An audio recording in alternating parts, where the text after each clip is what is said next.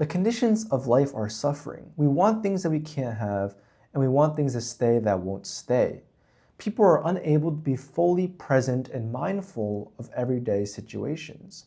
And this happens about in a very bottom-up way where our entire phenomenological experience is drastically shifted. And so the way people view things will just be unable to be completely appreciative of things. It's as if we were kind of going against the current of a river, even though we know we should kind of flow with it. We just can't. And so because people are unable to kind of follow the flow of the river per se, or be fully present, inevitably there will be a sort of tension that builds. Because we're going against the way that things should be and we're unable to appreciate everything, we'll have to build a tension. Whether that be in the form of doing things that we don't want, talking in a way that we don't want, or losing something that we don't want to lose. These things will build a tension inside of us because they're going against what we expect and what we want. And to deal with that tension, there's a variety of forms of tension release that we've kind of figured out behaviors for. And specifically, some of them can be thought of as like dance, addiction, going to concerts, watching sports, going to war, and many other examples. And the common theme amongst all of these is that people are doing these activities not for the activity inherently itself, but because it's release of their tension.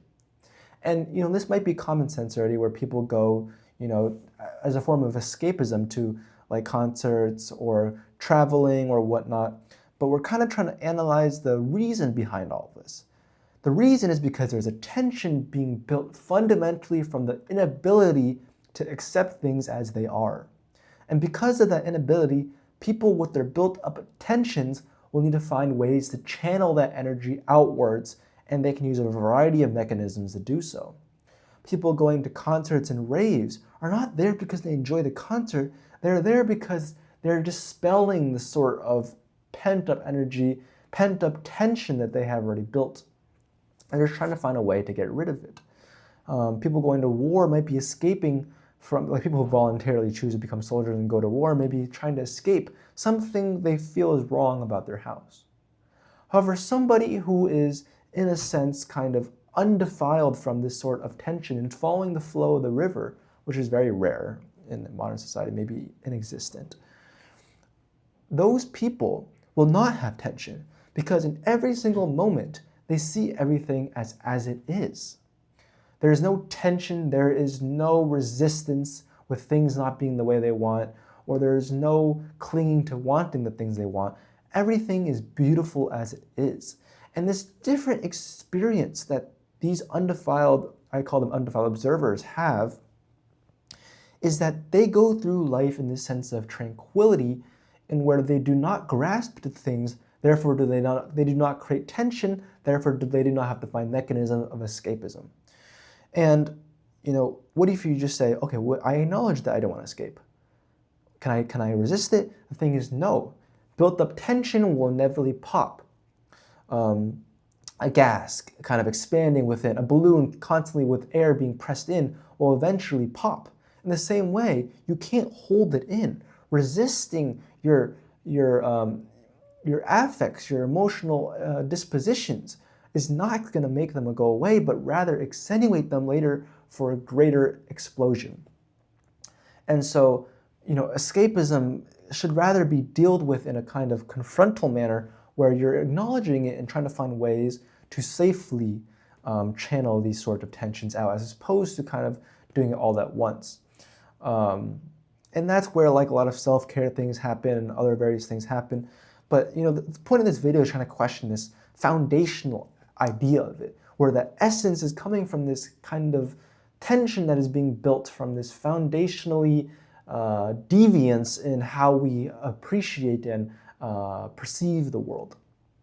And so that's something to question and really be considerate of as we go about living our lives, is how do we build tension in our lives and how are we dispelling it, and be actively aware of that.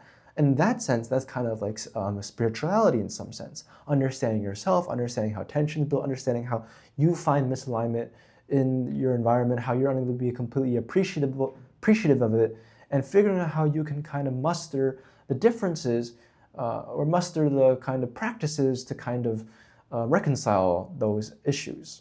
And that's the bulk of what like meditation and all these spiritual practices do. When you meditate, you sit on a chair, you kind of watch your breath, you kind of see the way the world goes, see what you want, what you don't want, see how the tension's going. And it's all meant to kind of find a way where you can notice the tensions, notice how you can maybe ignore the tensions and go along with your own way. And these are all practices that do that. So it's worthwhile to dive into seeing what those are. And those are applicable to everybody because everybody deals with the same problem.